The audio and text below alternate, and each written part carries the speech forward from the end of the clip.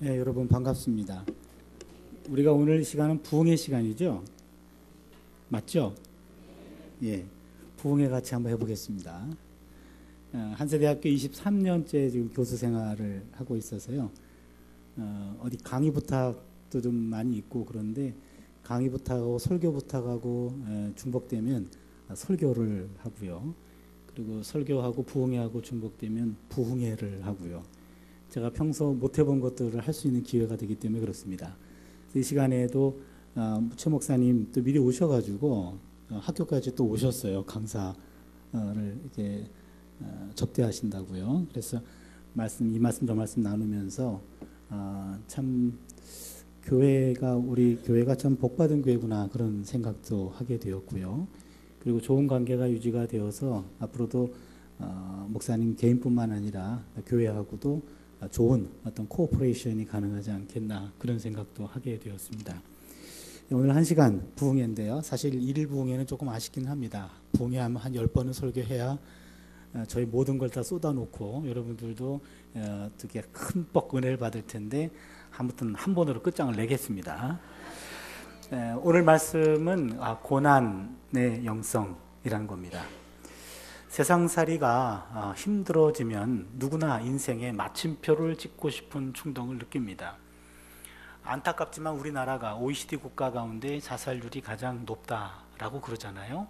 그만큼 우리나라는 지금 힘든 상태에 있습니다. 그리고 또 출산율은 또 최저예요.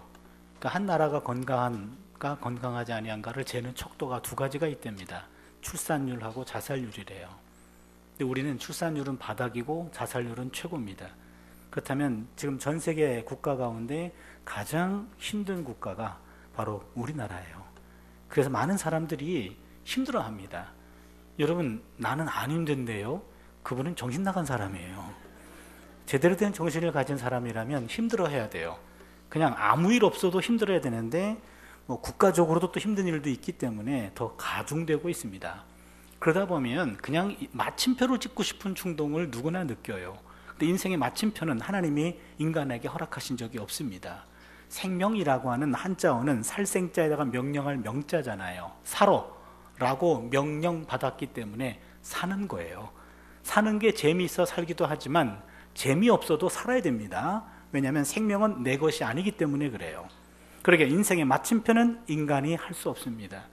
그럼 우리가 할 수 있는 게 뭐가 있을까요? 너무 힘들어요. 마침표를 찍고 싶은데 거기다가 하나만 더 꼬리를 내리세요. 쉼표가 되죠. 쉼표는 찍을 수 있습니다. 가던 길을 멈추어 서서 쉼표를 찍고 그 다음에 물음표를 던질 수 있어요. 하나님 어떻게 이러실 수 있습니까? 나름대로 믿어보려고 노력하는 것 하나님 아시잖아요. 근데 어떻게 나한테, 우리 가정에, 우리 교회에 이런 아픈 일들, 이런 어처구니 없는 일들을 허락하십니까? 물음표를 던집니다. 그러면 어느 순간에 하나님이 느낌표로 화답할 날이 올 줄로 믿습니다. 하나님이 쥐고 계신 것은 마침표와 느낌표고 우리에게 주어진 것은 쉼표와 물음표입니다. 우리 오늘 욥이라는 사람을 집중적으로 만나려고 해요. 욥만큼 고난당한 사람 없을 겁니다. 욥만큼 마침표를 찍고 싶은 충동을 느꼈던 사람도 없을 거예요. 욥은 쉼표를 찍었고 수많은 물음표를 던졌습니다. 하나님은 그에게 느낌표로 화답을 해 주셨어요. 그러게 고난의 삶을 살았던 인생 선배, 우리 신앙의 선배 욥의 삶을 통해서 우리에게 주어지는 메시지를 함께 나눠보려고 하는 겁니다. 우리 3가지 메시지를 함께 나눕니다. 첫 번째 메시지입니다. 한번 따라해 주세요. 까닭 없이도 고난이 올 수 있습니다. 예, 첫 번째 메시지입니다. 까닭 없이도 고난이 올 수 있습니다. 물론 잘못해서 고난 당하기도 합니다. 그런데 경우에 따라서는 까닭 없이도 고난 경험할 수 있어요. 성경을 한번 볼까요? 욥기 1장 1절입니다. 우스 땅에 욥이라 불리는 사람이 있었는데 그 사람은 온전하고 정직하여 하나님을 경외하며 악에서 떠난 자더라. 여기 우스 땅은 이방 땅입니다. 그러면 욥은 유대인이 아닙니다. 욥은 이방 사람입니다. 이방 사람인 욥은 온전했고 정직했고 하나님을 경외했고 악에서 떠난 자더라. 한마디로 말하면 1장 1절의 메시지는 욥은 이방인이었다. 그러나 그는 의인이었다. 이게 1장 1절이 주는 메시지입니다. 8절을 보시면 야곱께서 사탄에게 이르시되 네가 내 종 욥을 취하여 보았느냐? 그와 같이 온전하고 정직하여 하나님을 경외하며 악에서 떠난 자는 세상에 없느니라. 여기 보니까 하나님이 사탄에게 묻습니다. 여기 사탄이 등장합니다. 구약의 사탄과 신약의 사탄은 조금 달라요. 사탄이 하는 일은 참소하고 고소하고 고자질하고 잘못을 들춰내는 일을 합니다. 이게 사탄이 하는 짓입니다. 그런데 그런 사탄의 짓을 구약 성경에서는 하나님의 허락을 받고 해요. 하나님의 통제 아래에 있습니다. 그런데 그런 일들을 계속 반복하다 보니까 그것에 맞들려 가지고 하나님의 허락을 득하지 않고 하나님을 향해서도 대적하는 게 신약 사탄입니다. 그렇게 구약 사탄은 아직은 착합니다. 여러분이 모르시는 사실이 하나 있는데, 신학교 가면 구약 교수와 신약 교수가 있잖아요. 근데 구약 교수가 대체적으로 신약 교수보다 착합니다. 모르셨군요. 예. 구약 사탄은 아직은 착해요. 근데 구약 사탄이 하는 일은 인간에게 보이지 않는 허물을 다 들춰내는 거예요. 사탄에게 묻습니다. 야, 내 종 욥을 쥐하여 보았느냐? 온전하지, 정직하지, 하나님을 경외하지, 악에서 떠났지. 예, 사탄도 부정할 수 없습니다. 1장 8절의 메시지는 욥은 의인 중에 의인이었다. 이게 1장 8절의 메시지입니다. 그런데 거기서 물러나면 사탄이 아닙니다. 사탄의 특기가 나옵니다. 9절을 보세요. 사탄이 야훼께 대답하여 이르되 욥이 어찌 까닭 없이 하나님을 경외하리까? 드디어 사탄의 특기가 나옵니다. 욥 의인인 것 인정합니다. 그러나 하나님 모르시는 것 하나 있는데요. 뭘 모르냐? 욥 인간이에요. 인간들은 까닭 없이 하나님을 경외하지 않습니다. 이게 이제 우리의 약점이에요. 까닭 없이 하나님을 경외하지 않습니다. 무슨 말입니까? 하나님은 우리를 까닭 없이 품어주시는 것 여러분 믿으시죠? 하나님은 아무런 조건 없이 우리를 하나님 자녀 삼아주신 것 믿으시죠? 하나님은 무조건적으로 우리를 품어주셨어요. 까닭 없습니다. 그런데 그 무조건적으로 품에 안긴 인간은 그 하나님 품 안에서 계산하고 있어요. 이 품 안에 있는 것이 내게 유익한가? 품 밖에 있는 것이 유익한가? 그거 계산하고 있습니다. 그게 인간이에요. 그런 약점을 사탄은 보고 있는 겁니다. 한 가지 짚고 넘어갈 것이 있습니다. 여러분, 하나님이 우리를 까닭 없이 무조건 품어주셨듯이 우리도 까닭 없이 하나님의 품 안에 머물러 있어야 되는 것 아닙니까? 하나님과 우리 사이에 계산하는 사이 아닙니다. 조건 없이 우리를 구원시켜 주셨습니다. 그렇다면 조건 없이 그 품 안에 머물러 있는 은혜가 있기를 바랍니다. 이거를 짚고 넘어갑니다. 하나님 묻습니다. 야, 뭐가 까닭 없는 거냐? 10절을 보세요. 주께서 그와 그의 집과 그의 모든 소유물을 울타리로 두르심 때문이 아니니까 주께서 그의 손으로 하는 바를 복되게 하사 그의 소유물이 땅에 넘치게 하셨음이니이다. 하나님이 욥과 욥의 집과 욥의 모든 소유물을 이렇게 울타리로 보호하고 계시는 것 아닙니까? 사탄의 말입니다. 그러나 맞는 말입니다. 하나님의 삼중 울타리입니다. 하나님 앞에 바로 서는 사람, 하나님의 울타리 보호를 받게 될 줄로 믿습니다. 동시에 그 사람 덕분에 그 사람의 집도 울타리 보호를 받아요. 그 사람의 재산도 울타리 보호를 받아요. 그래, 맞다. 내가 울타리 쳐주고 있다. 하나님, 그게 문제입니다. 뭐가 문제라고? 그 울타리가 문제입니다. 만약에 하나님이 삼중으로 보호해 준 울타리를 제거한다면 욥도 하나님에 대한 믿음을 제거할 것입니다. 여기서 문제가 생깁니다. 좋다. 그러면 이제 욥의 울타리 제거내기가 시작됩니다.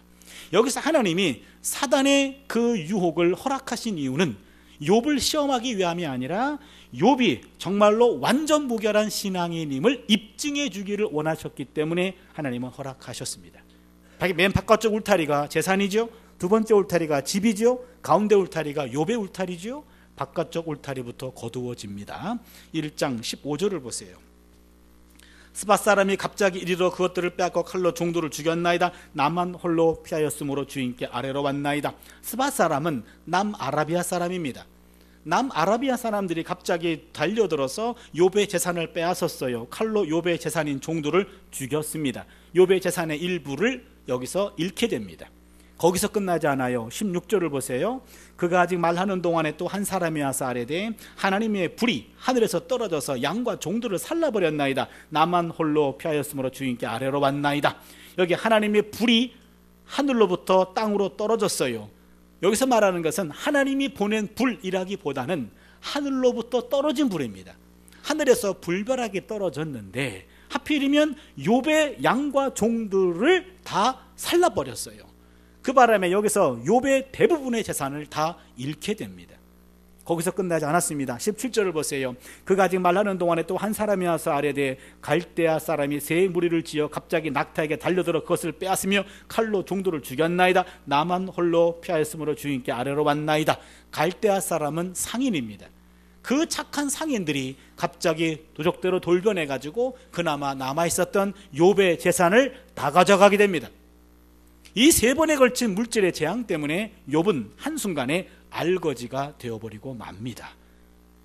거기서 끝나지 않았어요. 두 번째 울타리가 걷어집니다. 집의 울타리죠. 18절을 보세요. 그가 아직 말하는 동안에 또 한 사람이 와서 아뢰되 주인의 자녀들이 그들의 맏아들의 집에서 음식을 먹으며 포도주를 마시는데 거친들에서 큰 바람이 불어 큰 바람이 와서 집 내 모퉁이를 치매 그 청년들 위에 무너짐으로 그들이 죽었나이다. 나만 홀로 피하였으므로 주인께 아뢰러 왔나이다. 욥의 자녀가 10명이에요. 아들 7, 딸 3이었습니다. 10명의 자녀가 맏아들의 집에서 잔치를 벌렸어요. 큰 바람이 불어왔습니다. 태풍이 불어왔네요. 그 집에 기둥을 쳤습니다. 기둥이 가라앉았습니다. 그 바람에 지붕이 무너졌어요. 10명의 자녀가 다 압살을 당하고 맙니다. 기가 막힌 일입니다. 마지막 울타리는 욥의 울타리입니다. 2장 6절입니다. 야훼께서 사탄에게 7절입니다. 사단이 이에 야훼 앞에서 물러가서 욥을 쳐서 그의 발바닥에서 정수리까지 종기가 나게 한지라 욥이 제 가운데 앉아서 질그릇 조각을 가져다가 몸을 긁고 있더니 욥의 몸을 쳤어요. 온몸에 종기가 났는데 이 종기란 단어는 개역 한글판 옛날 성경 보면은 이거 악창이라고 나옵니다. 악창이라는 번역이 더 원문에 가깝습니다. 온몸에 악창이 났어요. 이것은 일종의 나병입니다. 한센병이라고도 매기할 수 있겠죠. 이제는 살 수 없는 그런 병입니다. 죽음에 봉착하게 된 그런 병이죠. 이게 바로 욥에게 닥친 엄청난 재앙이었습니다. 이런 재앙의 소식을 친구들이 들어요. 욥의 친구들이 잘 나가던 욥이 아니 어떻게 한순간에 그 많던 재산 다 날렸고 10명의 자녀가 다 압살을 당했고 본인은 병에 걸려서 지금 제 가운데 앉아서 몸을 벌컥 긁고 있대더라. 소식을 듣고 친구들이 신방 왔습니다. 와서 봤더니 너무 기가 막혀서 한동안 말을 하지 못했어요. 그러다가 일주일이 시간이 지나가고 난 다음에 욥의 친구가 욥에게 말을 걸기 시작합니다. 욥기 4장 7절과 8절입니다. 우리 같이 한번 읽어볼까요? 욥기 4장 7절과 8절입니다. 같이 읽습니다. 시작. 생각하여 보라. 죄 없이 망한 자가 누구인가? 정직한 자의 끊어짐이 어디 있는가? 내가 보건대 악을 밭갈고 독을 뿌리는 자는 그대로 거두나니. 아멘. 4장 1절을 보시면 대만 사람 엘리바스가 대답하여 이르되, 욥의 친구 4명이 나오는데 그 중에 첫 번째 친구 엘리바스가 말합니다. 이보게, 생각해보게, 죄 없이 망한 자가 누구인가? 정직한 자가 끊어짐이 어디 있는가? 내가 보건대 악을 밭갈고 독을 뿌리는 자가 그대로 거둔다네. 무슨 말입니까? 우리가 인생을 살아봐서 알잖아. 모든 건 다 뿌린 대로 거두는 법이요. 잘 나가던 자네가 이렇게 험한 꼴을 당하는 것은 자네가 뭔가 잘못한 것이 있기 때문에 벌 받은 거야. 이 소리를 듣고 욥은 화가 납니다. 이보게, 지금 무슨 말하고 있는 거야? 나도 지금 영문을 알 수 없어서 그게 더 답답하다네. 차라리 내가 뭘 잘못한 게 있어가지고 벌 받은 거라고 한다면 그것을 내가 회개하면 될 텐데 적어도 이번 일은 그건 아니거든. 나는 자네 말을 이해할 수가 없네. 내가 뭘 잘못했는가? 친구들과 논쟁을 벌려요. 앞으로 친구가 3명 더 나와요. 4명의 친구와 돌아가면서 논쟁을 벌립니다. 친구들은 하나같이 인생은 뿌린 대로 거두는 법이요, 자네가 잘못했어, 회개해야 돼 라고 욥을 윽박지릅니다. 그러나 욥과 친구들의 견해는 합의점을 이루지 못하고 계속 논쟁을 합니다. 욥은 무릎을 꿇어요. 하나님, 인간의 지혜를 가지고는 이 고난에, 이 어려운 문제를 이해할 수가 없습니다. 하나님, 제발 날 좀 만나주세요 라고 하나님께 무릎을 꿇고 기도합니다. 드디어 하나님이 욥을 만나주셨어요. 욥의 고난은 인간의 지혜를 가지고는 이해가 되지 않아요. 하나님의 지혜가 필요했던 겁니다. 하나님은 욥의 기도를 들어주셨고 욥과 욥의 친구들 간에 누가 옳았는지 판가름해 주셔요. 그게 욥기 맨 마지막입니다. 욥기 42장입니다. 욥기 42장 7절인데요. 우리가 욥기 1장 1절부터 읽어서 42장 맨 마지막이잖아요. 여기까지 읽었으면 욥기를 뗀 겁니다. 오늘이요. 거기 7절을 보시면 야훼께서 욥에게 이 말씀을 하신 후에 야훼께서 대만 사람 엘리바스에게 이르시되 내가 너와 내 두 친구에게 노하나니 이는 너희가 나를 가리켜 말한 것이 내 종 욥의 말같이 옳지 못함이니라. 하나님은 누구 편을 들어주셨나요? 욥. 제가 질문합니다. 그러면 욥의 친구들의 말이 틀렸나요? 왜 말씀 못하세요? 다시 묻습니다. 하나님은 누구 편을 들어주셨죠? 욥. 그러면 욥의 친구들의 말이 틀렸습니까? 안 틀렸어요. 그러면 욥의 친구들이 틀렸다고 말씀하신 하나님 말씀이 틀렸습니까? 뭐예요 그럼? 예, 여러분 이 피곤한 시간에 여러분을 괴롭히고 싶지는 않고요. 제가 빨리 답변을 할게요. 욥의 친구들의 말, 그 말 자체는 틀리지는 않습니다. 뿌린 대로 거둔다는 말, 틀린 말 아니에요. 농작 법칙이잖아요. 인과응보잖아요. 모든 건 다 뿌린 대로 거두는 거예요. 그 말은 틀리지 않아요. 그 말은 맞습니다. 그런데 친구들이 잘못한 게 있어요. 뭘 잘못했습니까? 그 말은 맞는데 그 말을 욥의 경우에 억지로 적용한 것이 잘못된 겁니다. 그 말은 맞지만 그 말이 모든 경우에 다 맞는 말은 아니에요. 우리에게 필요한 것은 정답이 아니라 공감일 때가 더 많습니다. 욥의 친구들이 실패한 것은 공감의 언어를 사용해야 할 그 자리에 자기 나름대로 정답을 들이댔기 때문입니다. 욥의 불행을 아파하면서 7일 동안 밤낮으로 함께 앉아서 울었을 때 그들은 우정의 사람이었습니다. 그러나 자신들의 주장과 자신들의 고집을 가지고 욥의 삶에 대해서 이러쿵저러쿵 말하기 시작했을 때 그들의 말과 행동은 폭력이 되어버리고 말았습니다. 고통당하는 자에게 정답을 주기보다는 고통당하는 자의 그 아픈 마음을 이해해주는 공감으로도 충분합니다. 잘 나가던 여자 집사님이 계셨어요. 사업을 하셨어요. 근데 부도를 당했습니다. 사업도 날렸고 집도 날립니다. 이제는 온 가족이 길거리에 나앉게 됐어요. 너무 황당했어요. 너무 힘들었습니다. 교회에서 전도사님이 신방을 와주셨어요. 그리고 예배를 드렸습니다. 마음에 어느 정도 평정을 찾았어요. 마음을 가라앉혔습니다. 그런데 또 신방 그 전도사님과 함께 왔던 또 다른 여자 집사님 신방대원으로 오셨는데 그 집사님 중에 한 분이 그 어려움 당한 집사님에게 집사님 혹시 11조 때 먹은 거 없수? 이렇게 말했습니다. 그날 신방은 그때부터 꽝이었습니다. 물론 그럴 수도 있습니다. 그러나 안 그럴 수도 있습니다. 여러분 까닭 있는 고난이 대부분이지만 때로는 까닭이 없는 고난도 있을 수 있습니다. 그러기에 눈물을 흘릴 때 아파할 때 서둘러 눈물을 닦아주기보다는요 그냥 함께 울어주는 거예요. 함께 아픔을 함께 섞는 겁니다. 슬픔의 공명이 오히려 역설적으로 그걸 딛고 일어설 수 있는 힘이 되어줄 수 있습니다. 우는 자들에게 이제 그만 울라고 하는 것은 폭력이에요. 세월호 일을 통해 가지고 아직도 9명의 가족들이 실종자 자녀들 때문에 일상으로 들어오지 못해요. 그분들에게 어떻게 이제 3년 가까이 됐는데 아직도 우냐고 그런 식으로 그들을 힐난해서는 안 됩니다. 흐르지 않는 거치고 싶은 그 마음은 누구나 동일할 겁니다. 그러나 아직도 눈물이 남아있다고 한다면 눈물이 마를 때까지 기다릴 수 있어야 돼요. 얼마나 아플까? 얼마나 고통스러울까? 그것을 공감해 주는 것이 인간의 도리가 아닐까요? 대학생 아들을 갑자기 사고로 잃은 부모님이 계셔요. 장례식장에 많은 조문객들이 가서 어떤 말로 위로를 해도 그 어머니의 통곡 소리가 그치지를 않아요. 근데 어떤 어머니가 살짝 가서 귀에다 대고 뭘 한마디를 했는데 그 소리 듣고 통곡이 그쳤어요. 나도 작년에 아들을 잃었어요. 이 말 한마디입니다.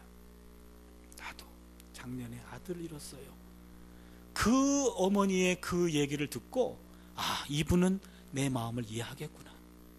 이분은 내 마음을 이해하겠구나. 내 마음이 공감되는 순간 통곡을 멈출 수가 있었다는 거죠. 여러분 아파하고 힘들어하고 눈물을 흘리는 사람에게 억지로 빨리 딛고 일어나라고 눈물을 그치라고 그것은 또 하나의 폭력입니다. 당신 그럴 줄 알았어. 이건 더 큰 폭력이죠. 여러분 고통 까닭 없는 고통 얼마든지 올 수 있습니다. 그러기에 그것이 까닭이 있는 고통이건 까닭이 없는 고난이건 어떤 아픔이건 간에 1차적으로 공감해 주는 것이 인간의 도리예요. 1차적으로 함께 아파해 주는 것이 인간의 도리입니다. 그러기에 까닭 없는 고난 얼마든지 올 수 있다는 것, 이게 우리에게 주는 첫 번째 메시지입니다. 두 번째 메시지는 한번 따라할까요? 고난이 올 때 더 경건해질 수 있습니다. 이게 두 번째 메시지입니다. 고난이 올 때 우리는 더 경건해질 수 있어요. 다시 욥기 1장으로 돌아가 볼까요? 욥이 재산을 다 잃었습니다. 자녀를 다 잃었습니다. 그때 욥이 보여준 반응을 볼까요? 1장 20절입니다.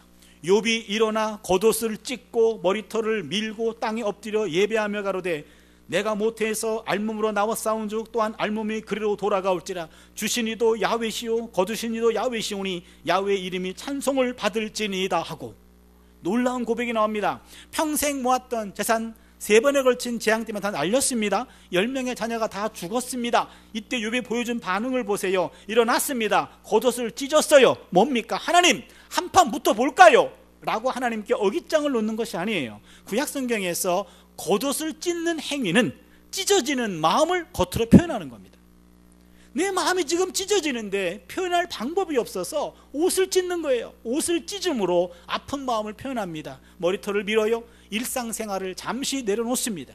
일상을 포기하는 겁니다. 쉼표를 찍은 거예요. 그리고는 욥이 이렇게 말합니다. 내가 모태에서 알몸으로 나와 싸운 주 또한 알몸이 그리로 돌아가올지라. 주신 이도 야훼시요 취하신 이도 야훼십니다. 이런 고백을 했어요. 근데 여러분 한번 생각해 보자고요. 평생 모았던 재산 한순간에 다 날렸어요. 자녀가 다 죽었습니다. 그때 딱 듣자마자 겉옷을 찢고 머리털을 밀고 내가 모태에서 알몸으로 나와 싸운 자 또한 알몸의 그리로 돌아가올지라. 주신 이도 야훼시요 취하신 분도 야훼십니다 라고 즉각적으로 이런 고백을 했을까요? 그럼 그게 제정신일까요? 우리가 욥기를 읽을 때 1, 2장하고 42장만 읽어서 그런 오해를 갖습니다. 3장의 욥을 우리는 많이 놓칩니다. 3장 한번 볼까요? 3장 1절입니다. 그 후에 욥이 입을 열어 자기의 생유를 저주하니라. 욥이 입을 열어 이르되 내가 난 날이 멸망하였었더라면 산의 아이를 베었다 하던 그 밤도 그러하였었더라면 그날이 캄캄하였더라면 하나님이 위에서 돌아보지 않으셨더라면 빛도 그날을 비추지 않았더라면. 보세요. 3장의 욥은 더 이상 침묵하지 않아요. 3장의 욥은요 할 말은 합니다. 따질 건 따집니다. 항의할 건 항의합니다. 자기 생일을 저주합니다. 무슨 말입니까? 내가 태어난 날 그냥 죽었더라면 이런 꼴을 보지 않을 텐데 하나님 왜 나를 태어나게 하셨습니까?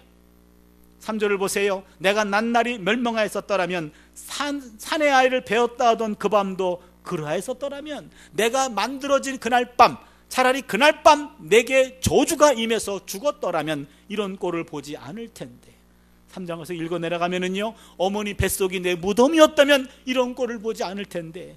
하나님 앞에 와가지고요 욥은 엄청나게 지금 항의하고 따지고 탄식하고 자기 삶을 저주해요. 그렇다면 1, 2장의 욥은 아주 경건한 욥입니다. 3장의 욥은요 아주 불경스럽습니다. 그럼 1, 2장의 욥과 3장의 욥은 다른 욥일까요? 여러분의 모습을 보면은 같은 모습이 공존하는 것 인정하시죠? 같은 욥입니다.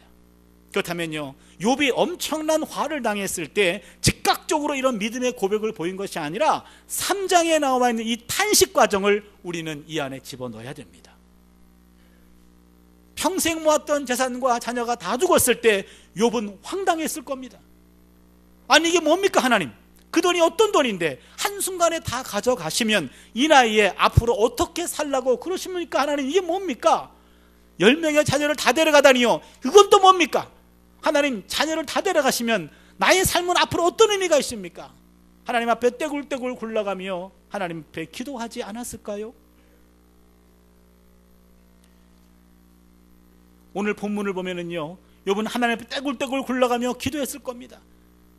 그 돈이 어떤 돈인데요? 라고 많은 시간 그 물질을 놓고 형성된 과정들을 돌아보면서 그 돈을 어떻게 다 가져가다니요. 많은 시간을 놓고 기도하고 탄식하다가 이제 어느 정도 마음이 좀 가라앉게 되고 자녀를 놓고 기도합니다. 하나님, 자녀는 생명의 기업이요 하나님의 선물이라고 하지 않았습니까? 생명의 분기시잖아요. 첫 아이가 우리 집에 찾아왔을 때 얼마나 감동했는지 하나님 아시지요. 그 아이가 기어다니다가 우뚝 섰던 그 모습이 지금도 생생하고, 그 아이 입에서 엄마 아빠 했던 그 소리가 아직도 내 귀에 남아있는데 어떻게 그 아이를 그렇게 허무하게 데려갈 수 있습니까?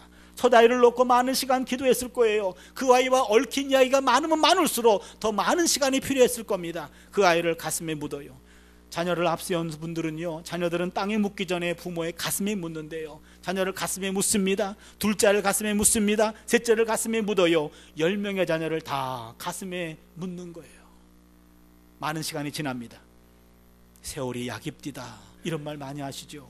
시간이 지나고 나서 곰곰이 생각해 보니 내가 태어날 때 아무것도 가져온 것이 없었어요. 빈손이었어요. 갈 때 아무것도 가져가지 않아요. 이 땅에 사는 동안 자녀도 그렇고 물질도 그렇고 주신 분도 하나님이시고 거두어 가신 분도 하나님이시군요. 그거를 고백하게 되는 거예요. 이런 고백은 인위적인 고백이 아니라 모든 것들을 다 지나가고 난 다음에 결국 깨닫고 보니 인생은 아무것도 가져온 것 없고 아무것도 가져가지 못하고, 물질도 그렇고 자녀도 그렇고 바로 하나님이 주신 것이고 내 시간표와는 달리 하나님 시간표에 의해서 먼저 가져가신 것 뿐이네요. 그런 고백을 하게 된 거죠. 여기서 우리 한 가지 배울 것이 있습니다. 여러분, 어떤 상처는요, 상처는 그냥 약 바르면 낫는 상처가 있는데 어떤 상처는 이미 골맞다면 그것은 도려내야 됩니다.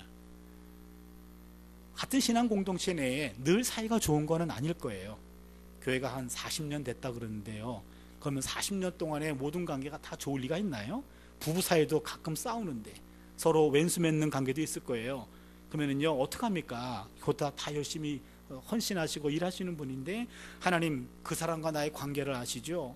너무 괴로워가지고 죽여달라고 그럴 수도 없고, 너무 힘들어가지고 하나님 용서해 주든지 사랑의 은사를 내게 주시든지 성령 충만케 해주시든지 그분을 위해 기도했어요. 근데 하나님이요, 은혜로 내 마음을 변화시켜 줘가지고요, 그 사람을 용서하게 되는 경우가 있더라고요. 은혜를 충만히 주신 거예요. 성령 충만하게 주신 겁니다. 그런데 어느 경우에 눈 감고 기도할 때는 용서가 되는데 눈 뜨고 그 사람 보면 용서가 안 돼. 그럼 어떻게 하면 좋습니까? 교회 눈 감고 다닐 수도 없고. 그러니 너무 힘든 거예요. 아니 막 얼굴에 막 이렇게 표정이 막 드러나는 거예요. 안 볼 때는 괜찮은데 보면은 이상해, 표정이. 이건 기도해가지고도 안 돼요. 그럼 어떡합니까? 이거는 아무리 기도해도 안 돼요. 그럼 어떻게 해야 돼요? 어떡합니까? 기도해야지요. 어떤 기도합니까? 너무 힘들어가지고 교회 와가지고 밤새도록 기도합니다. 하나님, 그 사람과 나의 관계를 아시죠? 두 사람 가운데 한 사람을 데려가시되 날 놓고 그 인간 데려가십시오. 죽여달라고 밤새도록 기도한 거예요. 제발 좀 안 보이게 해달라고 기도합니다. 밤새도록 그 사람을 놓고 저주했어요. 근데 그 다음날 새벽 기도 때 바로 내 옆에 앉았어요. 어떤 마음이 들까요? 안 해본 것 같이 그러지 마세요. 미안한 마음이 들 거예요. 이 사람은 변화된 게 하나도 없어. 내가 변화가 된 거예요. 그 사람에 대한 쓴뿌리, 상처, 아픔들 밤새도록 하나님 앞에 와가지고 다 토해내면서 내가 치료가 된 거예요. 그게 없어지는 겁니다. 바로 그거예요. 어떤 상처는 약 바르면 난다 그랬잖아요. 어떤 상처는 이미 골맞어요. 골문 거는 약 바른다고 낫지 않아요. 그거는 도려내야 됩니다. 도려내는 게 토해내는 겁니다. 그게 시편 32편 3절. 지금 성경은 그 용어가 빠졌어요. 토설하다라는 표현입니다. 토설하다. 내 안에 있는 그런 쓴뿌리들을 토해내야 됩니다. 이거를 토해내지 아니하면 내게 남아있어요. 상처가 돼요. 골마요. 이건 토해내야 됩니다. 그런데 그 토해내면요, 누구도 쉽게 들을 수 없어요. 여러분, 내가 그런 기도한다고 생각해 보세요. 제 아내가 들었다고 생각해 보세요. 제 아내가 뭐라 그럴까요? 당신 목사 맞아? 그럴 거 아니에요. 어떻게 목사가 성도를 저주해? 그럴 거 아닙니까? 그러나 목사가 성도를 저주할 만큼 상처받은 내 마음은 인간들은 몰라요. 그러게 그런 기도는 하나님한테만 해야 됩니다. 여러분, 이런 기도는 대표로 기도할 때 하시면 절대로 안 됩니다. 이런 기도는 누구도 들으면 안 돼요. 오직 하나님에게만 하는 거예요. 그러게 하나님은 너는 내게 부르짖으라. 내가 내게 응답하겠고 내가 알지 못하는 크고 비밀한 일을 내게 보이리라. 하나님은요, 그런 기도까지도 들으셔요. 왜냐면은요, 얘가 지금 제정신이 아닌 거 알거든요. 얘가 그냥 가만뒀다간 얘 죽어요. 너 얘기해. 토해내라고 얘기합니다. 그거 토해내야 돼. 아무런 어떤 인간도 소화가 안 돼요. 나한테만 토해내란 얘기입니다. 토설했을 때 드러냄의 은총을 경험하게 돼요. 그러기에 욥은요, 물질과 자녀 문제 때문에 하나님께 와가지고요, 많은 시간 뒹굴면서 토해내는 기도를 한 거예요. 그 토해냄을 통해서 시간이 지나고 나서 드러냄의 은총을 통해서 더 이상 하나님과 나 사이에 물질 때문에 흔들리지 않아요. 자녀 때문에 흔들리지 않아요. 오히려 고난 속에 더 단단해진 사람으로 변화가 된 겁니다. 욥의 경건함이 흔들리지 않았어요. 아마도 하나님은 사단에게 말합니다. 사단아, 욥 봐라, 욥 짱이지. 그랬을 것 같아요. 사단이 말합니다. 욥 꽝입니다. 왜? 지 몸 하나는 건강해서 그렇습니다. 좋다, 생명은 건드리지 말아라. 사단이 허락받고 욥을 쳤어요. 머리 끝부터 발끝까지 악창이 났다 그랬죠. 악창이 났습니다. 이 병은요, 욥기 30장 10절과 17절을 보면은요, 살이 썩어 들어가고 뼈가 썩어 들어가서 잠을 이룰 수가 없어요. 이미 살아있는 송장입니다. 그러기에 아내가 뭐라고 말합니까? 2장 9절을 보면은요, 그의 아내가 그에게 이르되 당신이 그래도 자기의 온전함을 굳게 지키느냐 하나님을 욕하고 죽으라. 뭐 이런 마누라가 다 있나요? 이것 때문에 욥의 아내가 3대 악처 중에 한 사람이 돼요. 여러분 3대 악처를 기억하시나요? 세계에 3대 악처가 있어요. 1대 악처가 욥의 아내, 2대 악처가 소크라테스의 아내, 3대 악처가 요한 웨슬레 감리교 창시자 목사님이 계십니다. 요한 웨슬레 목사님의 사모님이 3대 악처예요. 결혼하신 분들은 4대 악처도 있는데 그럴지 모르겠어요. 그런데 여기 욥의 아내가 이 본문 때문에 악처로 등극됐는데, 그러나 사실 알고 보면 욥의 아내는 악처는 아닙니다. 만약에 오늘 이 자리가 남자 성도님들은 안 계시고 여자분들만 있다고 한다면 내가 욥의 아내에 대해서 조금 더 자세하게 말할 거리가 있어요. 한 6분 내지 7분 정도 필요합니다. 요지는 욥의 아내 그렇게 나쁜 아내 아님, 그 얘기입니다. 그러나 대부분의 남성들은 별로 관심이 없어서 6, 7분을 아끼도록 하겠습니다. 10절을 보세요. 그가 아직 그대의 말이 한 어리석은 여자의 말 같도다. 우리가 하나님께 복을 받았은즉 화도 받지 아니하겠노냐 하고 이 모든 일에 욥이 입술로 범죄하지 아니하리라. 한 번 더 깊어집니다. 뭐라고 얘기합니까? 아내가 당신 잠도 이룰 수 없어요. 이 병은요, 지금요 전염병이었기 때문에 동네에서 쫓겨나요. 동네 어귀의 한 구석에 처박혀 있어요. 그나마 아내이기 때문에 아내가 마지막까지 그 자리를 지켜준 거예요. 잠도 이룰 수 없네요. 불치병이네요. 살아날 가능성은 전혀 없네요. 그렇게 고통스럽게 삶을 연장하느니 차라리 죽어 하나님의 품에 안겨서 안식을 누리세요. 그런 얘기예요. 근데 욥은요, 여기서 삶을 포기하지 않아요. 한 단계 더 깊어집니다. 이보시오, 우리가 하나님께 복을 받았은즉 화도 받지 아니하겠느냐 하고 이 모든 일에 욥이 입술로 범죄하지 아니하리라. 놀라운 일입니다. 무슨 말입니까? 우리가 지금까지 하나님께 좋은 것 받았는데 때로는 나쁜 것도 받지 아니하겠느냐, 그 말이에요. 내가 보기에 하나님이 좋은 것 주시면 할렐루야, 내가 보기에 안 좋은 것 주시면 놀렐루야, 그러겠냐는 말이에요. 내가 보기에 좋은 것 주시면 아멘, 내가 보기에 안 좋은 것 주시면 노멘 하겠냐, 그 얘기입니다. 지금까지는 내가 보기에 좋은 것 나쁜 거였어요. 욥은 여기서 바뀝니다. 어떤 시각이 바뀝니까? 누가 주었냐예요. 지금까지는 그것이 내게 어떤 유익이 있는가가 기준이었어요. 그러한 시각이 바뀝니다. 그것을 누가 주었냐는 거예요. 복도 하나님이 주신 거고 화도 하나님 주셨다고 한다면 주신 그 하나님의 뭔가 섭리가 있겠지, 그겁니다. 하나님에 대한 믿음이 더 깊어져요. 오히려 하나님께 은혜 받았을 때만 하나님 찾는 것 아니라 때로는 하나님으로부터 매를 맞았어도 하나님을 외면하지 않고 하나님의 그 마음을 인정하고 기다리는 거예요. 바로 이게 욥의 영성이 더 깊어진 겁니다. 여러분, 인생에 조금 바람이 불어왔다고 하나님을 원망한다면 어린 까닭 없는 까닭 있는 신앙 아닐까요? 저희 집에 딸이 둘이 있어요. 큰 딸은 독일 유학 중에 나서 걔는 메드 인 저머니고요. 둘째 딸은 한국에서 나서 걔는 메드 인 코리아예요. 그런데 첫 아이가 엄마 뱃속에 있을 때 일이었습니다.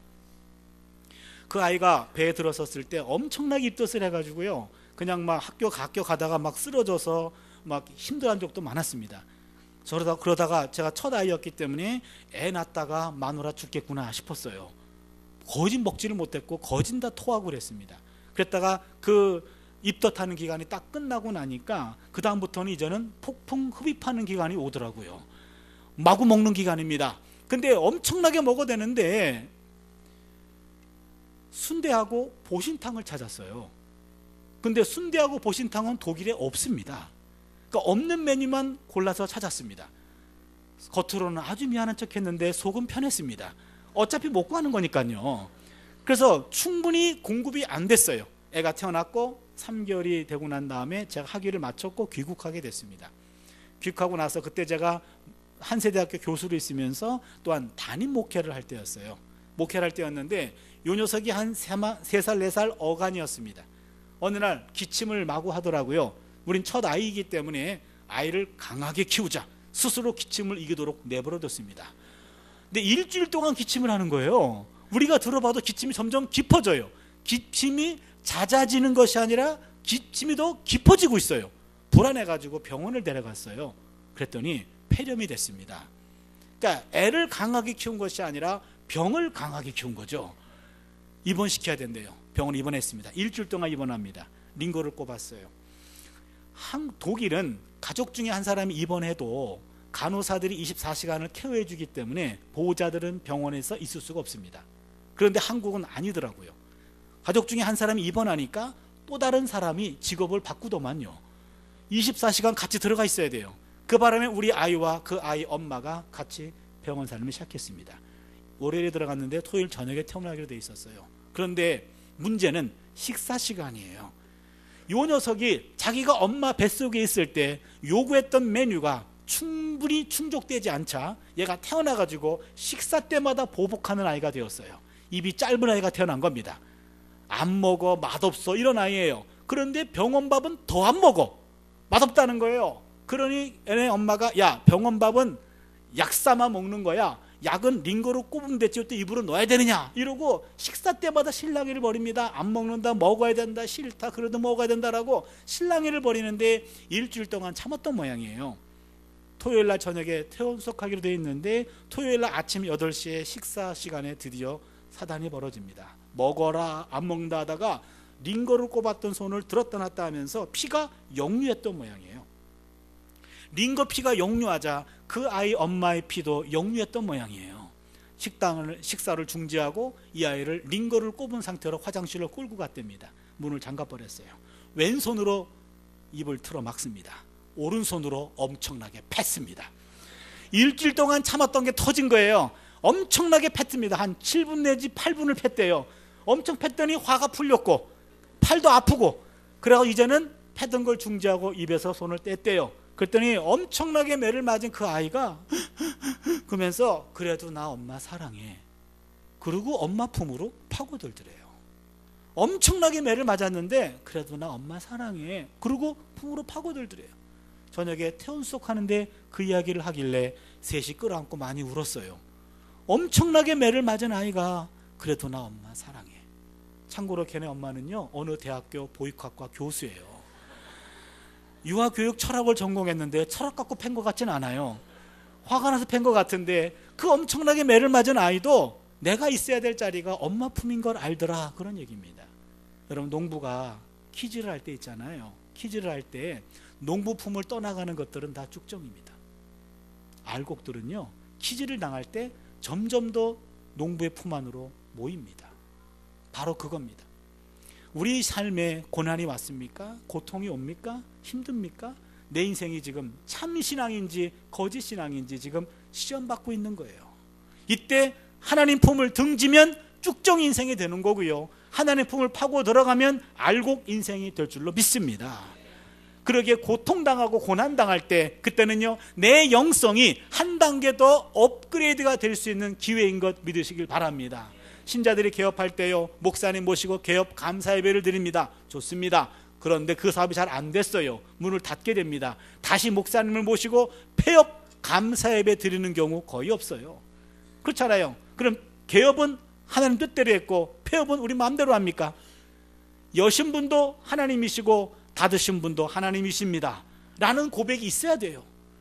목사님 모시고 성대하게 개업 예배를 드렸는데 그때 목사님 기도가 조금 이상했던 것 같아, 그래서 망한 거야, 이러시면 안 된단 말이에요. 어떤 경우도 여신분도 하나님이고 닫으신 분도 하나님이셔요. 내가 좋을 때만 하나님 찾는 것 아니라 어려울 때도 하나님을 놓치지 마시기를 바랍니다. 내 아이가 대학 합격했다고 감사한 건 많이 드려요. 좋습니다. 하나님 은혜를 아는 거죠. 그러나 내 아이가 이번 대학 입시에 실패한 것 감사합니다, 이런 감사한 건 별로 없어요. 그럼 대학에 들어간 자식은 하나님의 자식이고 떨어진 자식은 사탄의 자식입니까? 둘 다 하나님의 자녀예요. 우리 아이가 3년, 4년, 5년 더 공부했던 그것이 먼 훗날 어떤 유익이 있는지 모르잖아요. 그렇다면요, 좋을 때만 하나님께 감사하는 것이 아니라 내가 원하는 바가 이루어지지 않았다 할지라도 그 일을 이루시는 분은 하나님이시기에 하나님에 대한 믿음을 가지시고요, 그때 더 믿음을 고백할 수 있기를 바랍니다. 오히려 그때 더 믿음이 더 단단해질 수 있어요. 더 성숙해질 수 있습니다. 바로 욥을 통해 배웁니다. 고난이 올 때 우린 더 경건해질 수 있습니다. 마지막 세 번째 메시지입니다. 한번 따라해 주세요. 모든 고난은 과정이지 마지막이 아닙니다. 모든 고난은 그게 과정이지 마지막이 아닙니다. 욥기를 보면은요, 욥기가 만만치 않은데요, 욥기 전체를 읽어보면은요, 욥기의 가장 중요한 메시지입니다. 가장 중요한 메시지는 한번 따라해 주세요. 모든 고난은 끝이 있다, 이겁니다. 모든 고난은 끝이 있다. 엄청난 메시지입니다. 욥기가 주는 메시지예요. 인간이 경험하는 어떤 고난이라 할지라도 고난은 나보다 먼저 돌아가십니다. 내가 고난보다 장수합니다. 이게 욥기의 메시지입니다. 어떤 고난이 와도 내가 고난보다 오래 살아요. 그러기에 고난은 나보다 먼저 돌아가신다니까요. 그러기에 어떤 고난도 다 끝이 있다는 거예요. 이게 욥기의 가장 중요한 메시지입니다. 여러분, 욥 보세요. 평생 몸 재산 다 날렸습니다. 자녀가 다 죽었습니다. 미래가 없어진 거예요. 몸에 불치병을 얻어가지고 언제 죽을지 모릅니다. 그런데 욥기를 다 읽어보세요. 42장 10절 이하를 보니까 욥이 다시 건강을 회복합니다. 그렇잖아요. 재산은 다시 2배로 늘어났어요. 자녀는 하나님이 다시 주셨어요. 바로 이겁니다. 욥기가 주는 메시지예요. 욥기 내용이 주는 메시지는 욥에게 닥친 그 고난이 인생의 마침표, 바로 눈앞에까지 갔던 그 삶 속에서 인생의 마침표가 아니라 바로 그가 다시 넘어갈 수 있는 새로운 회복의 길이 열리는 것이 바로 우리네 인생입니다 라는 거죠. 여기서 우리가 하나 배웁니다. 여러분, 어떤 고난도 나보다 먼저 없어집니다.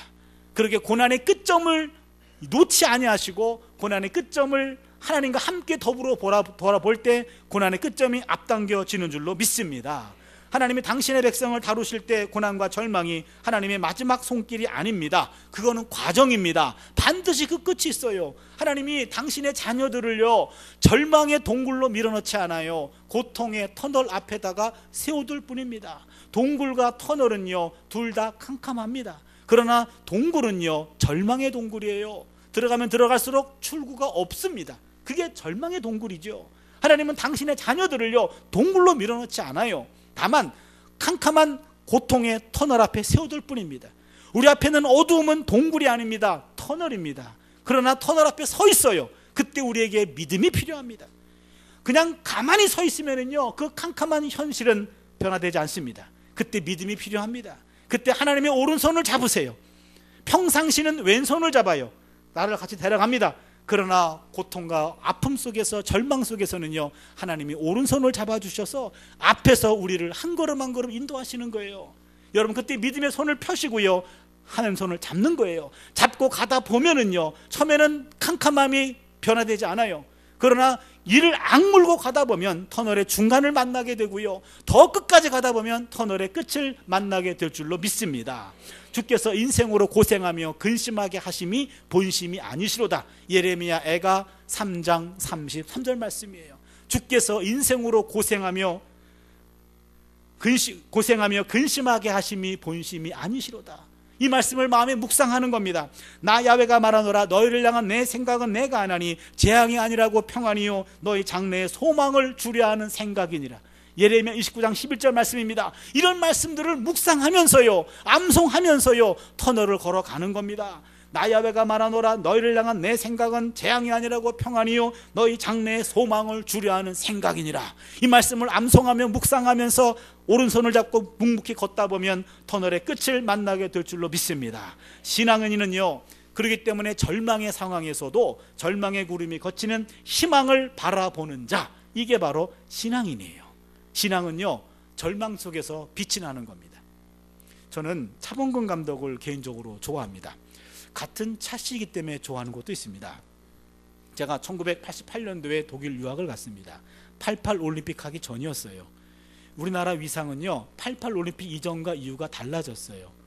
88 올림픽 이후로는요, 그래도 대한민국을 조금씩 알기 시작했습니다.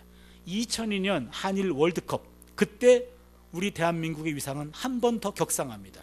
그 이후로는요, 외국 가면은 우리 보자마자 대한민국, 지들이 그래요.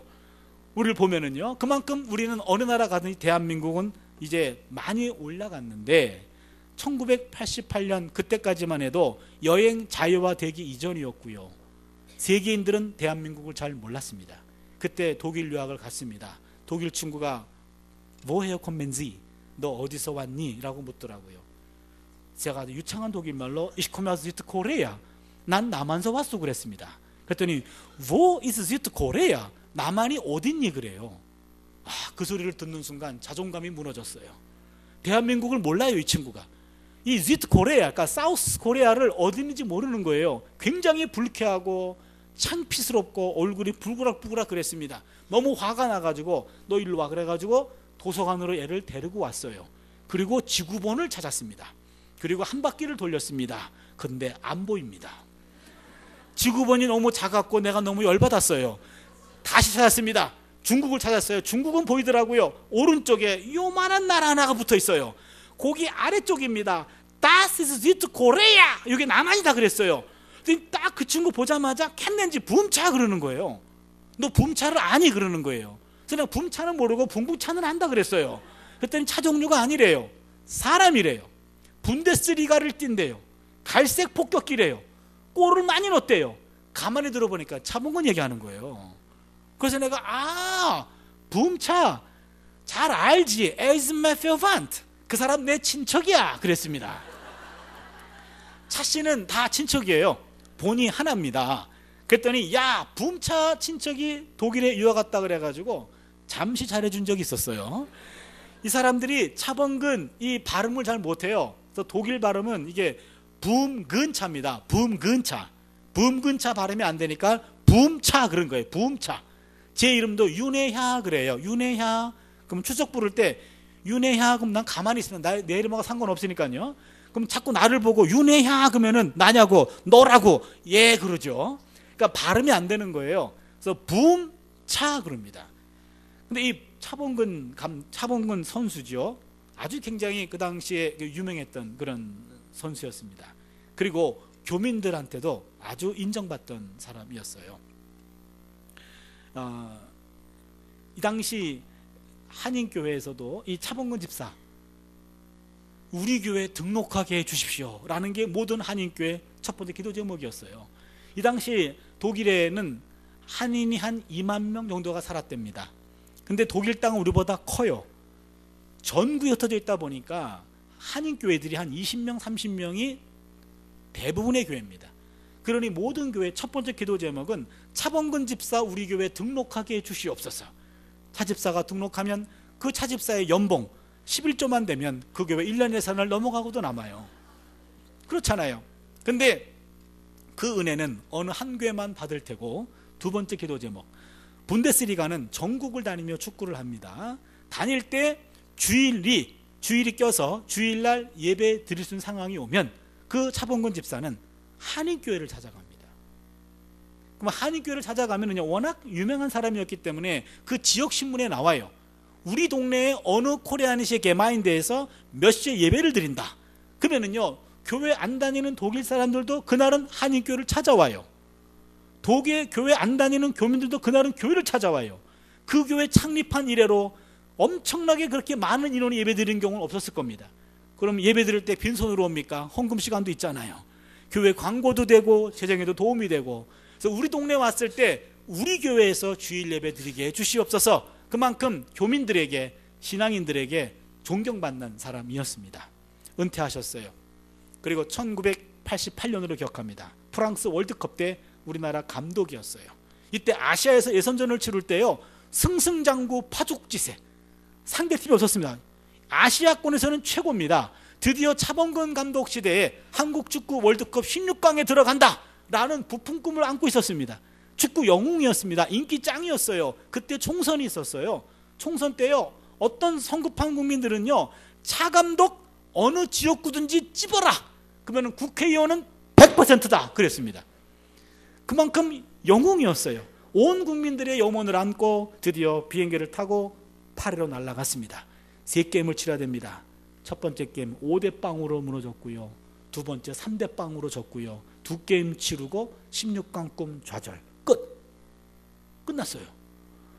그렇게 됐더니요, 우리를 5대0으로 무너뜨린 나라가 네덜란드 히딩크 감독이었고, 3대0으로 무너졌고요, 세 번째 게임 벨기에전이었는데 하나마나 16강 탈락입니다. 축구 팬들이 화가 나가지고요, 차범근 감독 용병술에 문제가 있었다. 그 당시 스트라이커 최용수 선수와의 불화설, 총공격하는 바람에요, 2게임 치르고 나서 현지에서 감독직 박탈당했습니다. 그리고 급기 귀국했어요. 벨기에전은 박항서 코치가 맡아서 했습니다. 성급한 매스컴에서는요, 차범근 감독 축구 인생 끝나다 그랬습니다. 김포공항을 통해 들어옵니다. 그때 인천공항이 없었어요. 이 김포공항을 통해 들어오는데요, 흥분한 축구 팬들이 차 감독을 해코지할까 봐 경찰 병력 100명이 에워쌌어요. 고개를 푹 숙이고 들어옵니다. 그때 어떤 매스컴에서 마이크를 들이댑니다. 차 감독님, 귀국 소감 한마디 하시죠.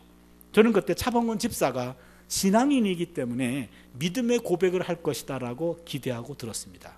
그때 차범근 집사는 이렇게 말합니다. 월드컵 축구 실패가 내 축구 인생의 끝은 아닙니다. 난 아직 젊습니다. 나에게 기회는 올 것입니다. 여러분, 이거는 차씨 아니면 못하는 고백입니다. 멋있지 않나요?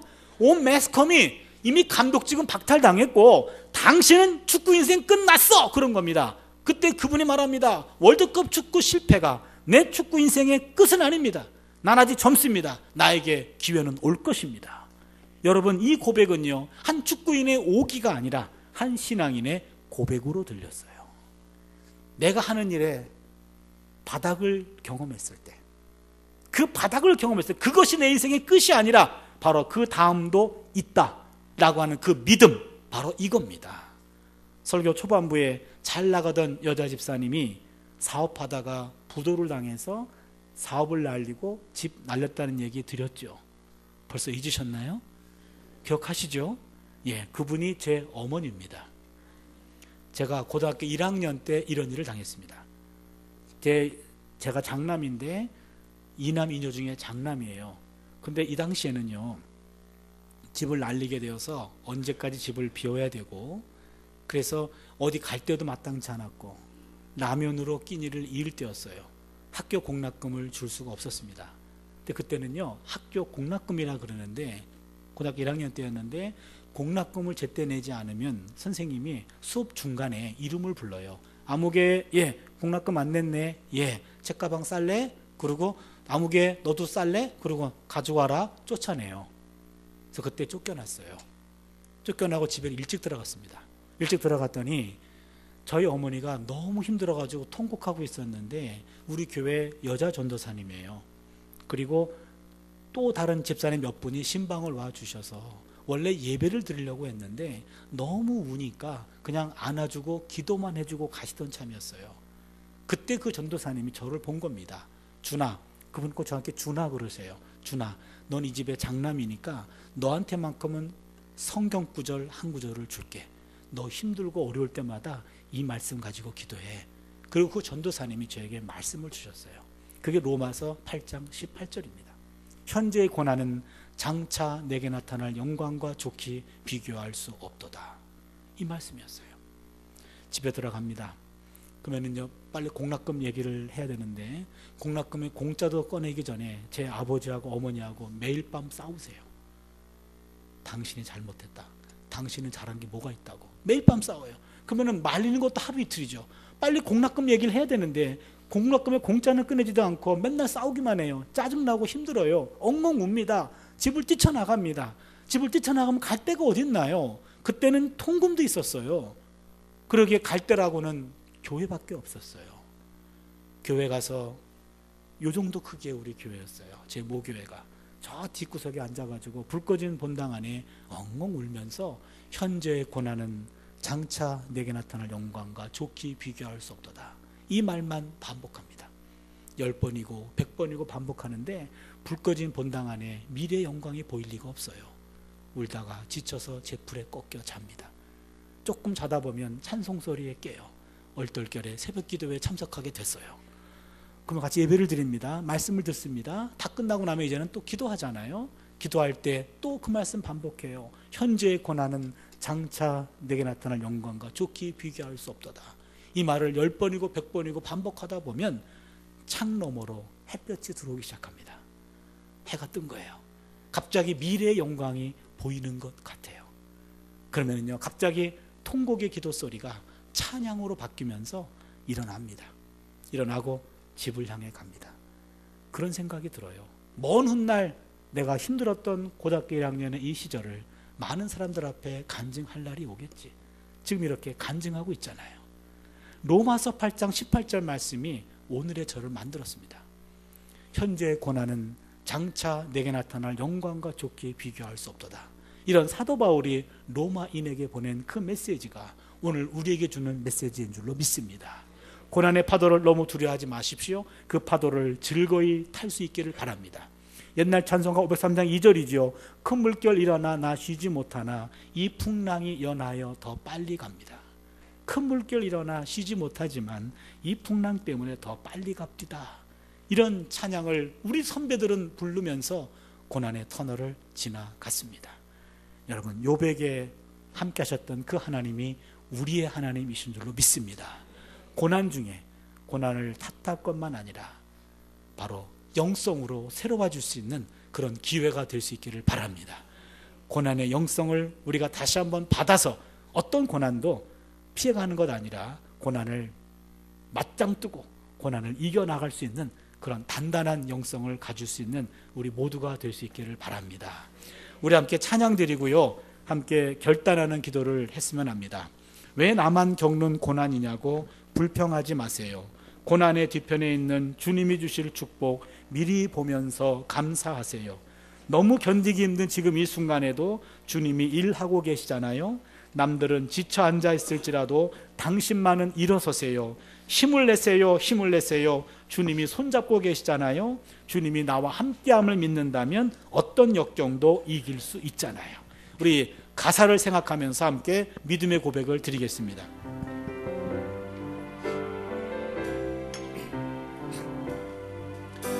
왜 나만 겪는 고난이냐고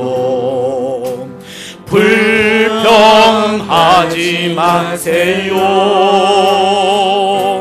고난의 뒤편에 있는 주님이 주실 축복 미리 보면서 감사하세요.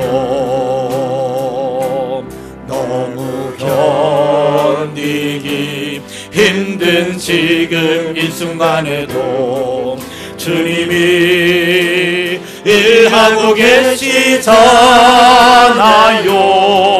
남들은 지쳐 앉아 있을지라도 당신만은 일어서세요. 힘을 내세요. 힘을 내세요. 힘을 내세요. 주님이 손잡고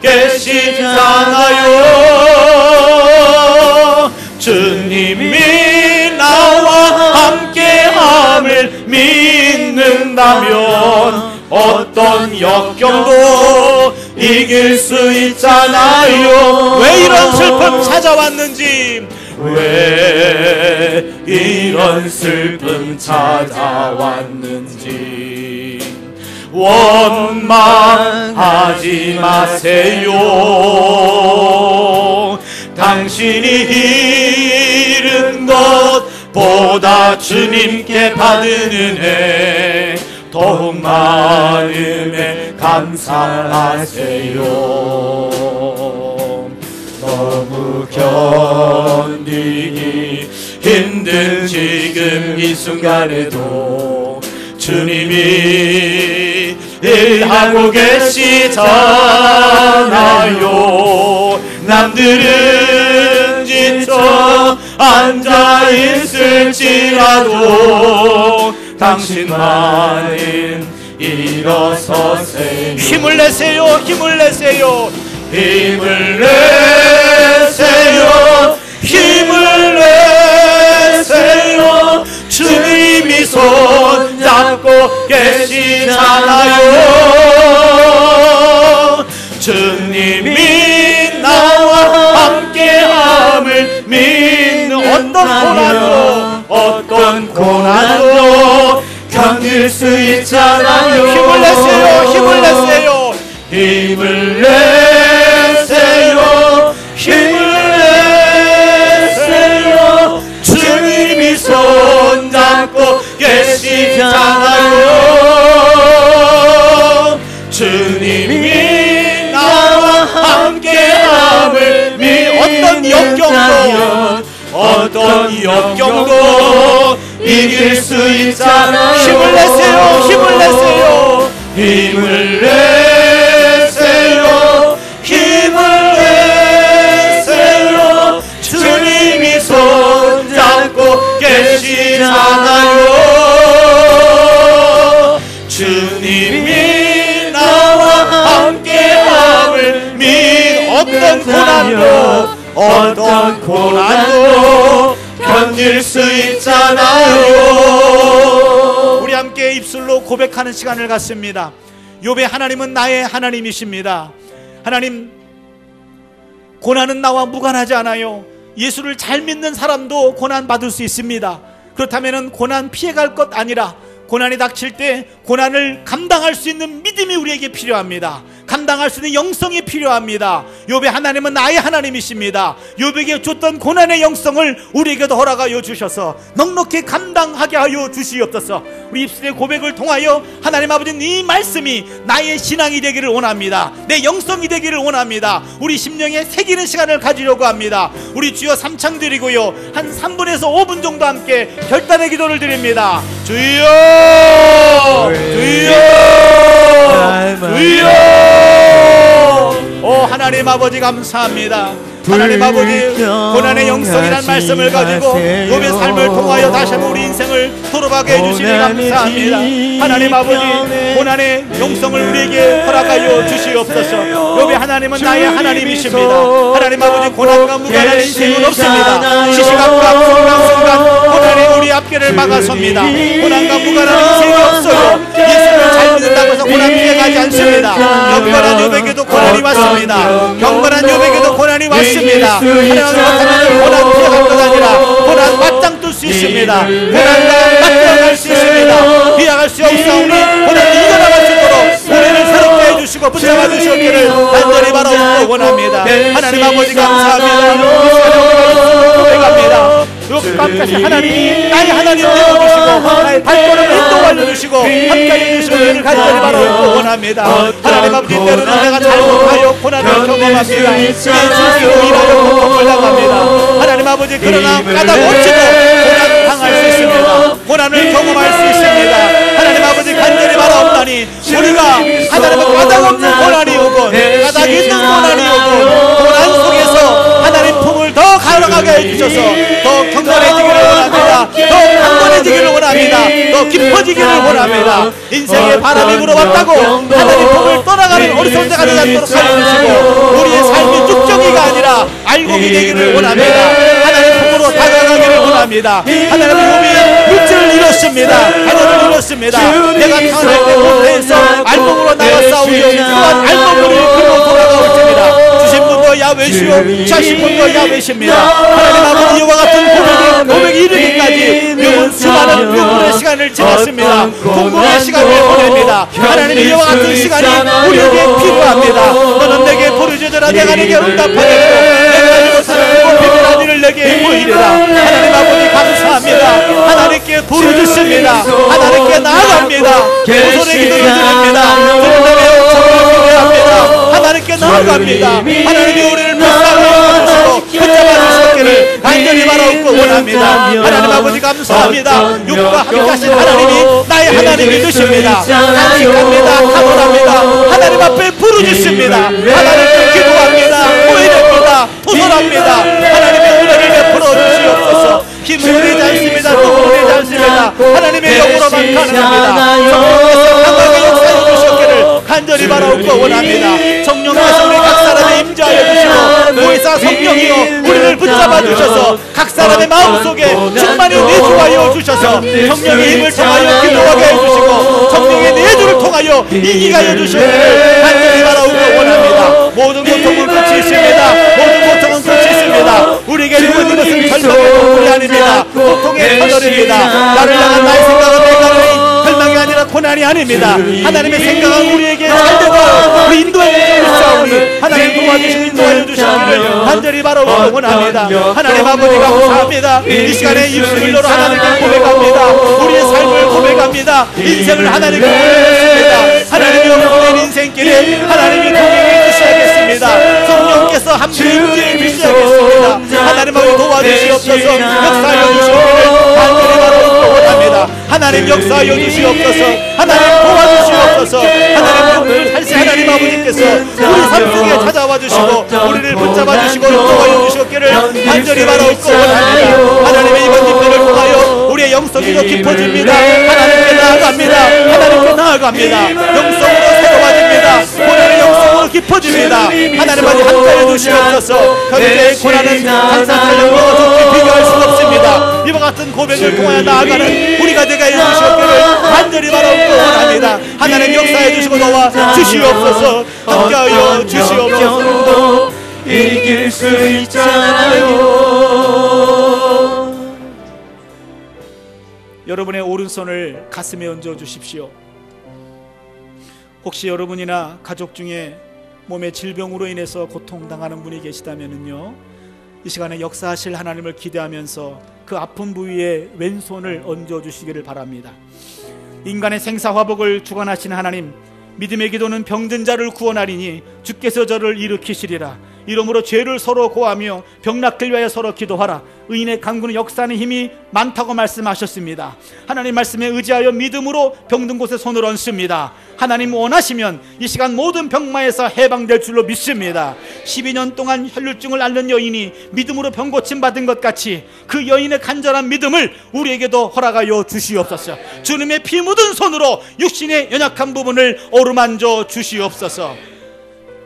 연약한 육신을 괴롭히는 모든 병만은 떠나갈지어다. 머리끝부터 발끝까지 온전해질지어다. 육신의 모든 고통에서 자유함을 입을지어다. 우리 마음속에 기생하는 걱정과 근심과 부정적인 생각은 모두 떠나갈지어다. 우리 앞길을 막아서는 홍해도 갈라질지어다. 여리고도 무너질지어다. 골리앗도 넘어질지어다. 우리 몸에는 건강을 주시옵소서. 우리 머리에는 지혜가 충만케 하여 주시옵소서. 우리 마음에는 사랑이 충만케 하여 주시옵소서. 우리 손과 발에는 필요한 일들을 채워 주시옵소서. 우리 심령 깊은 곳에 고난의 영성도 심어 주시옵소서. 우리 영혼의 혈당같이 범사가 잘되며 강건해지는 축복을 누리게 하여 주시옵소서. 예수님의 이름으로 기도드리옵나이다. 아멘.